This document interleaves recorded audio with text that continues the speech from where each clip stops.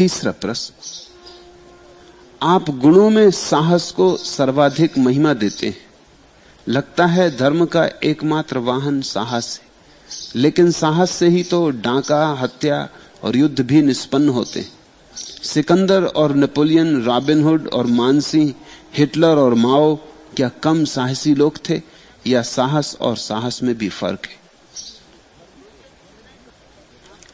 धर्म तो साहस से पैदा होता है, इसलिए निश्चित ही अधर्म भी साहस से ही पैदा होगा।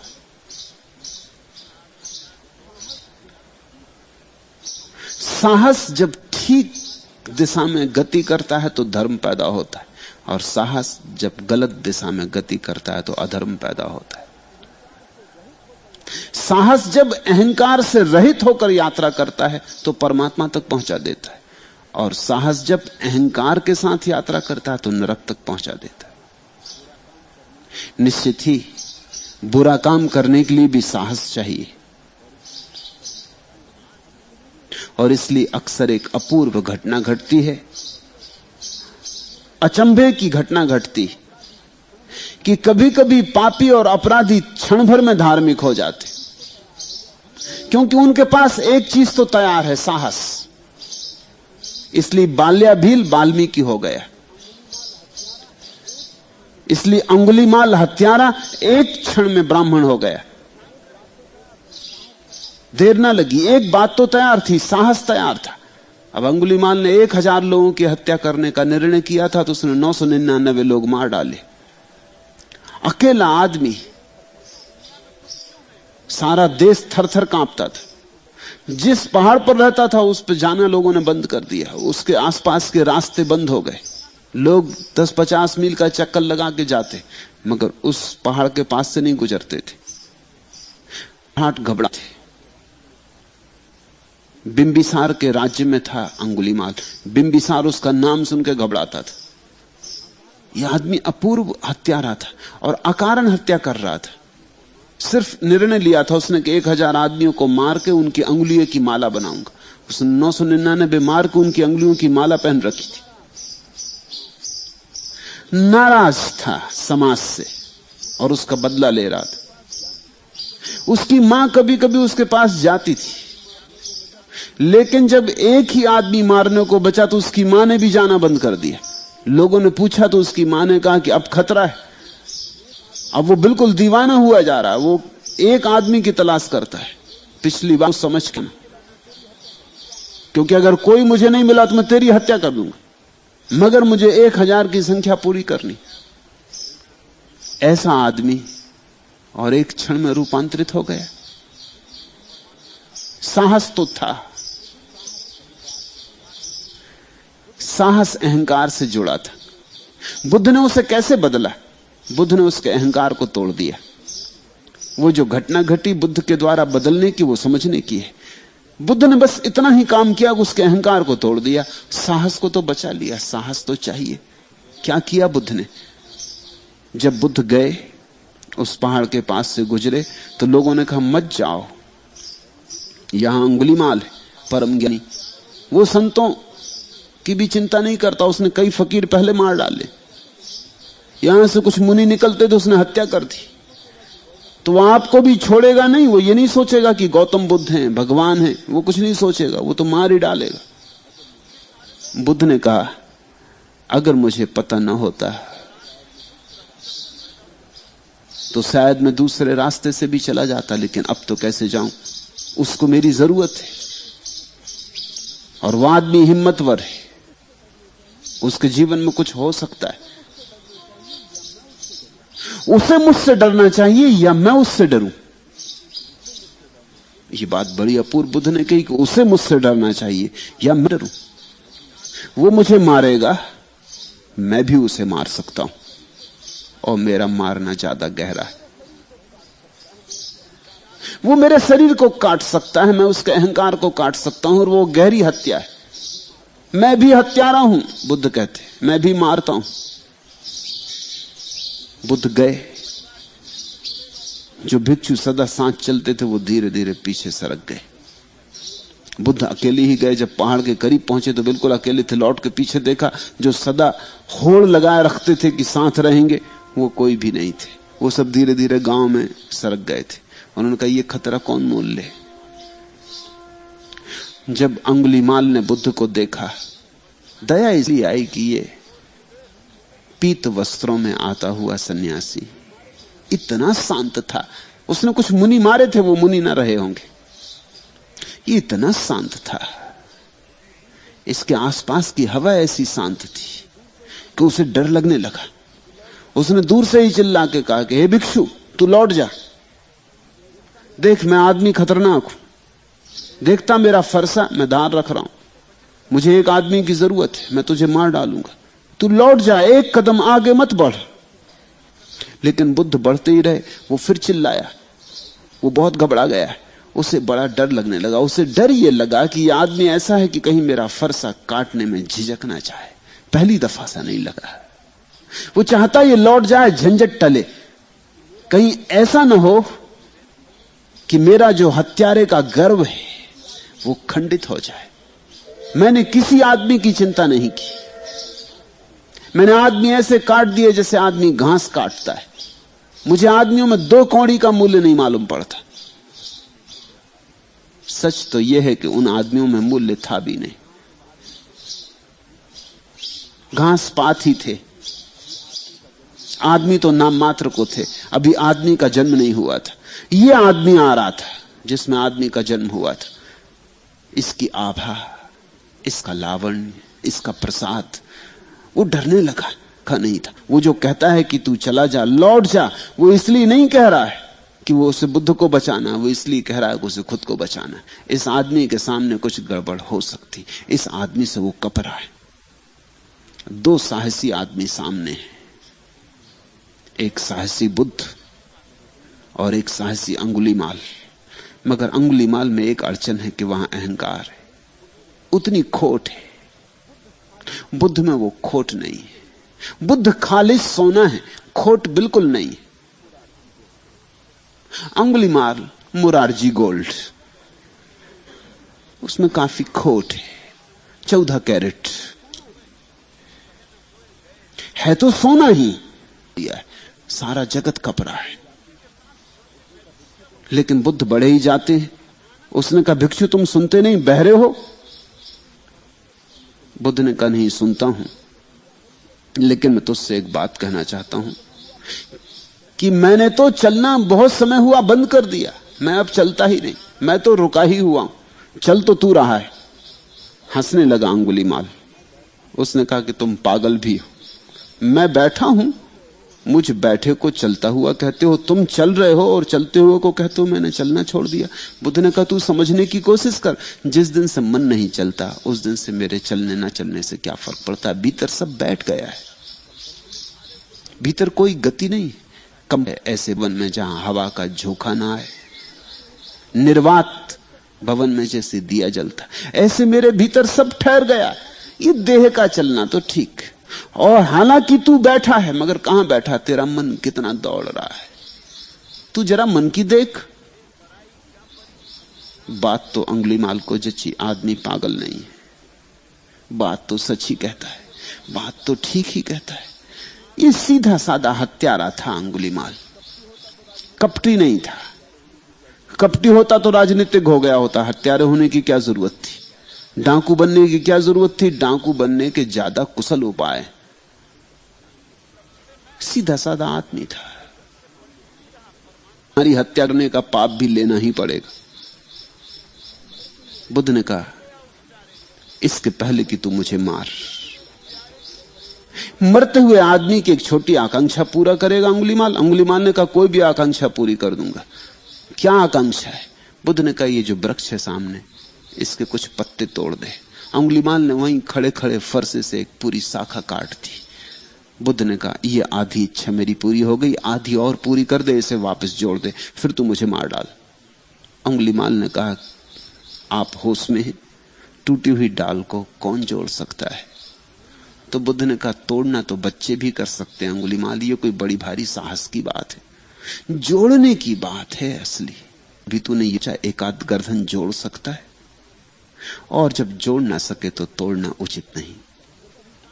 अगर कुछ सीखनी थी कला, अगर कुछ हिम्मत थी, अगर कुछ करने का ही ख्याल था तो जोड़ने की कला सीखनी थी। अब तू मुझे मार डाल।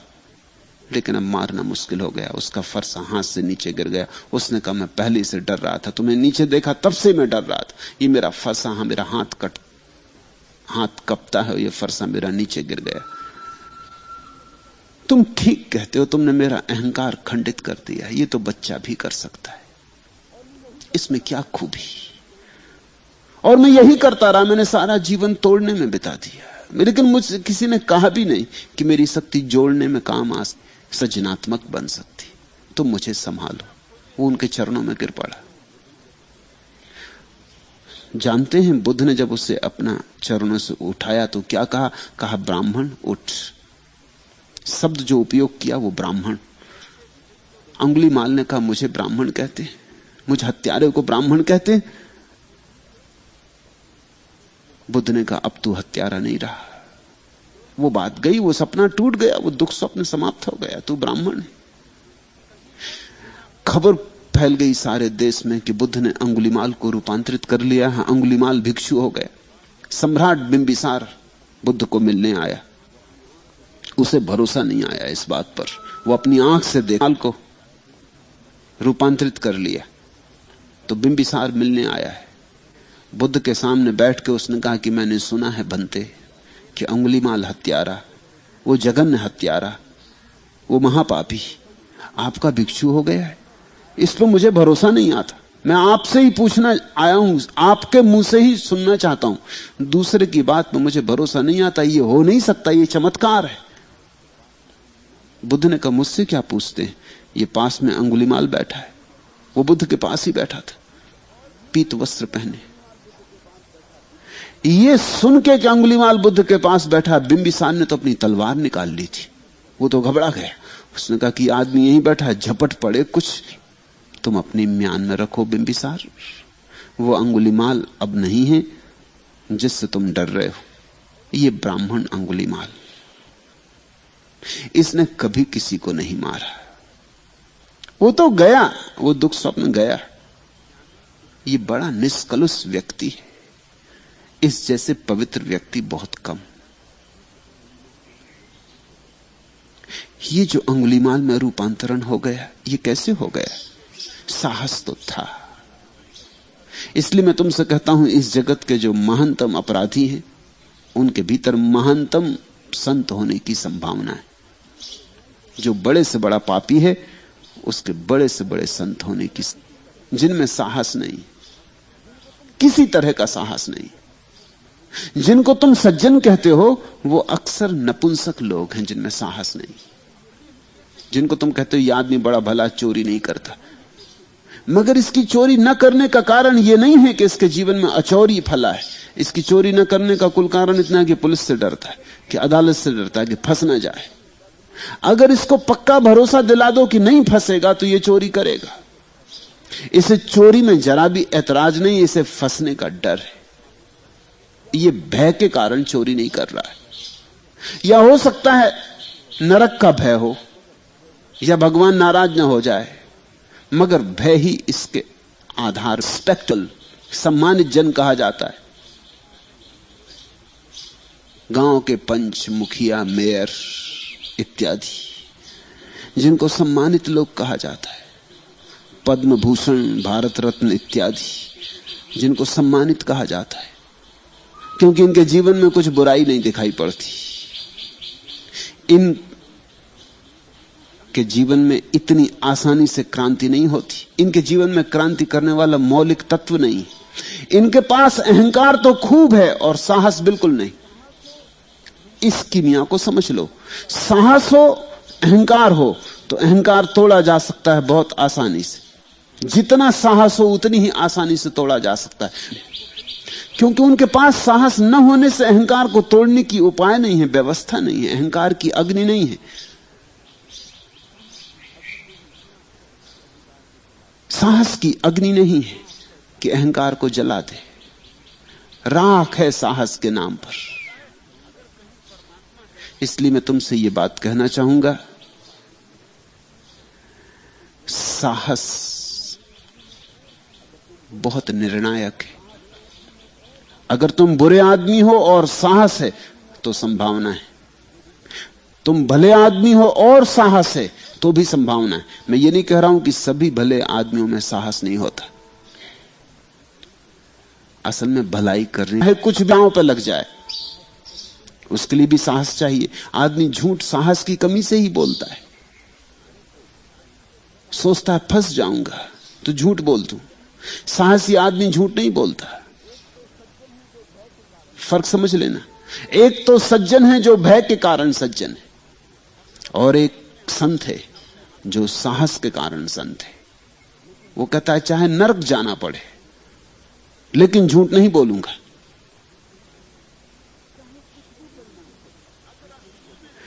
चाहे कुछ भी परिणाम हो जाए झूठ नहीं बोलूंगा, चोरी नहीं करूंगा। भय के कारण नहीं कर रहा है।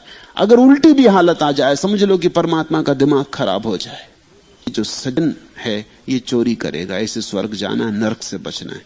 और वो जो संत है वो चोरी नहीं करेगा और नरक जाने की तत्परता रखेगा। वो कहेगा ठीक है, नरक और स्वर्ग का कोई मूल्य नहीं है, परिणाम का कोई मूल्य नहीं है। परिणाम भयभीत आदमी के लिए मूल्यवान मालूम होता है। साहसी व्यक्ति को कृत्य का मूल्य है, फल का नहीं। इसलिए कृष्ण ने अर्जुन को कहा है सारी फलाकांक्षा छोड़कर, क्योंकि फल की आकांक्षा ही भयभीत आदमी को होती। साहसी व्यक्ति तो कृत्य करता है, जो कृत्य सामने आ जाए उसे समग्रता से कर लेता है, फिर परिणाम जो हो उसे अच्छा लगता है तो। और जिसम संत कहते हैं वो भी परिणाम की फिक्र नहीं करता। दोनों साहसी होते, फर्क थोड़ा सा है। पापी का अहंकार खोट की तरह मौजूद है, संत की खोट भी चली गई। संत खालिश सोना है। लेकिन पापी भी सोना है, मौका आ जाए तो रूपांतरण हो सकता है।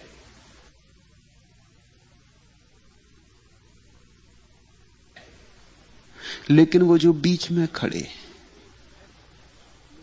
जिनमें साहस है ही नहीं, जिनमें रीढ़ है ही नहीं, जो बिल्कुल ही निष्प्राण जी रहे हैं, जो सिर्फ डरे डरे जी रहे हैं, बस हवा में कपते हुए पत्ते की तरह 24 घंटे कप रहे हैं, ये ना हो जाए, ये ना हो जाए, हर चीज से भयभीत है, जिनका जीवन भय की एक लंबी कथा है। बुराई नहीं करते तो भय के कारण, और अगर भलाई करते हैं तो भी भय के कारण, जिनका सारा आधारभूत जीवन भय है, ऐसे व्यक्ति के जीवन में धर्म विनाश निकलते हैं। साहस को ठीक से जीना आ जाए तो संत पैदा होता है, साहस को ठीक से जीना ना आए तो पापी पैदा हो जाता है। मगर वीणा वही है जिसको कहते हैं नालाए बरहम, साज में वो सदा भी होती। जिसको क्रुद्ध आर्तनाद कहते, जिसको कहते हैं नालाए बरहम, साज में वो सदा भी होती, वो भी छिपी है वीणा में। साहस में अधर्म भी छिपा है, धर्म भी छिपा है, दोनों छिपे, दोनों पहलू हैं दो। ये तुम पर निर्भर होगा कि साहस का तुम कैसे उपयोग कर पाओगे। सिकंदर में साहस है निश्चित, लेकिन उतना नहीं जितना डायोजनीस में। दोनों का उल्लेख कर लेना ठीक होगा, दोनों साहसी हैं। सिकंदर का साहस है दूसरों को जीतने चला है, डायोजनीस का साहस है अपने को जीतने चला है। सब छोड़ दिया डायोजनीस ने, क्योंकि उसे लगा कि जितना सामान हो उतना बंधन होता है, जितना सामान हो उतनी चिंता होती, जितना सामान हो उतनी ही फिक्र रखनी पड़ती, चोरी ना चला जाए, कहीं कोई छीन ना ले, कहीं खो ना जाए। तो उसने सब छोड़ दिया, वस्त्र भी छोड़ दिए, नग्न हो गया, सिर्फ एक पात्र रखता था हाथ में, वो भी पानी पीने के लिए। एक दिन प्यासा नदी की तरफ जा रहा था पानी भरने पात्र में, उसके साथ ही साथ भागता हुआ एक कुत्ता गया। उससे पहले नदी में उसने जब तब बिना पात्र के जी लेता, तो मैं तो आदमी हूं, मैं बिना ही पात्र के, अब ये एक पात्र भी क्यों लिए फिरता हूं, इसकी भी फिक्र लगी रहती। रात सो जाओ तो ख्याल रखना पड़ता, एक दो दफा टटोल के देखना पड़ता कोई ले तो नहीं गया। भिखमंगा आदमी है डायोजनीस, नग्न रहता है, कुछ और तो पास नहीं, पात्र भी बहा दिया। एक तरफ सिकंदर है सारी दुनिया को जीतने चला है, एक तरफ डायोजनीस है पात्र था वो भी बहा दिया, सब खो दिया। दोनों के लिए साहस चाहिए। और तुम चकित होगे जान के कि सिकंदर तक भी खबरें पहुंचने लगी थी डायोजनीस की। जब सिकंदर भारत आता था तो डायोजनीस को मिलने गया। चमत्कृत था। सिकंदर को भी लगता था कि आदमी तो गजब का है, तभी तो मिलने गया, नहीं तो मिलने भी क्यों जाता। जब मिलने गया, डायोजनीस नदी के तट पर लेटा था, सुबह की सूरज की किरणों में सूर्य स्नान ले रहा था, नग्न। सिकंदर ने देखी उसकी मस्ती। बहुत लोग देखे थे, सिकंदर के पास सुंदरतम लोग थे, सूरवीर थे, सेनापति थे, सैनिक थे, मगर ऐसी देह और ऐसी मस्ती, ऐसी कंचन जैसी काया उसने नहीं देखी थी। जैसे कभी किसी हरिण के पास होती, ऐसी काया थी, नग्न। और में तुम ईरा जगाते हो।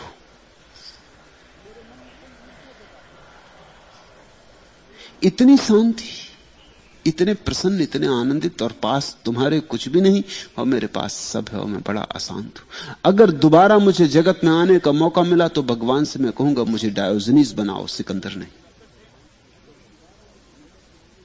एक साहसी आदमी दूसरे आदमी के महासाहस को देख रहा, समझ रहा। डायोजनीस हंसने लगा। उसने कहा कि दोबारा जन्म होगा कि नहीं होगा, भगवान है या नहीं, किसको पता।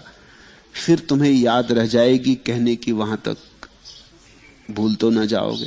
अच्छा तो यह हो कि इसी जिंदगी में क्यों डायोजनीस नहीं हो जाते? अभी जैसे मैं मस्त हूं तुम भी हो जाओ, अभी क्यों नहीं हो जाते? आगे सोचते हो कि दोबारा जब जन्म मिलेगा, कौन जाने दोबारा होता जन्म कि नहीं, फिर परमात्मा है या नहीं। फिर तुम जब दोबारा जन्म लेने जाओगे तो याद रहेगी, ये बात याद रह जाएगी। इस झंझट में ना पड़ो, ये घाट काफी बड़ा है, हम दो के लिए पर्याप्त, और भी 2000 आ जाएं उनके लिए भी पर्याप्त। तुम अभी ही क्यों नहीं हो जाते? ये एक दूसरे किस्म के साहस ने चुनौती दी, डायोजनीस ने चुनौती दी। सिकंदर थोड़ा शर्माया होगा, झेपा होगा। उसने कहा कि कहते तो ठीक हो, क्योंकि दुनिया में कभी कोई काम पूरा नहीं होता, ये अधूरा रहेगा और तुम मरोगे। और याद रखना मरते वक्त मेरी बात, यहां कोई काम कभी पूरा होता है। और यही हुआ, जब सिकंदर मरा तो पूरी दुनिया नहीं जीत पाया था। और मरते वक्त उसके मन में अगर कोई याद थी तो जीते हुए साम्राज्यों की नहीं, स्वर्ण महलों की नहीं, राज सिंहासनों की नहीं, पत्नी बच्चों की नहीं, मित्र शत्रुओं की नहीं, डायोजनीस की याद थी। वो नंगा फकीर ठीक ही कहता था कि यहां सब अधूरा रह जाता है, जितना बड़ा काम हो उतना ही अधूरा रह जाता है। सिकंदर ने कहा भी तो मुझे अपना भक्त गिनो। डायोजनीस ने कहा तो इतना ही करो कि जरा धूप छोड़ के खड़े हो जाओ, क्योंकि तुम जब से आए हो मेरे शरीर पे छाया पड़ रही, नाहक तुमने मेरी धूप छीन ली। और तो क्या कर सकते हो, और तो सब है, और तो कोई अड़चन नहीं, सब पूरा है। एक साहस है डायोजनीस जैसा, महावीर जैसा, एक साहस है सिकंदर जैसा, हिटलर जैसा। लेकिन सिकंदर डायोजनीस बन सकता है, आकांक्षा तो है उसके भीतर। वो कहता अगले जन्म में, अभी हिम्मत नहीं है लेकिन अगले जन्म में। प्रभावित तो है। पाप यानी झूठा सिक्का, दिखते सज्जन और भीतर बड़ा दुर्जन भरा हुआ है। ऊपर ऊपर सुंदर, भीतर भीतर बहुत कुरूप। दो ढंग का जीवन, दोहरी भाषा, पाखंड।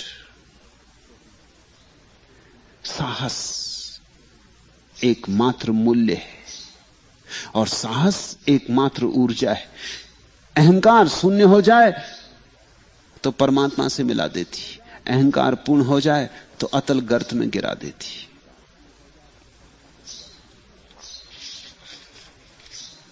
आज इतना है।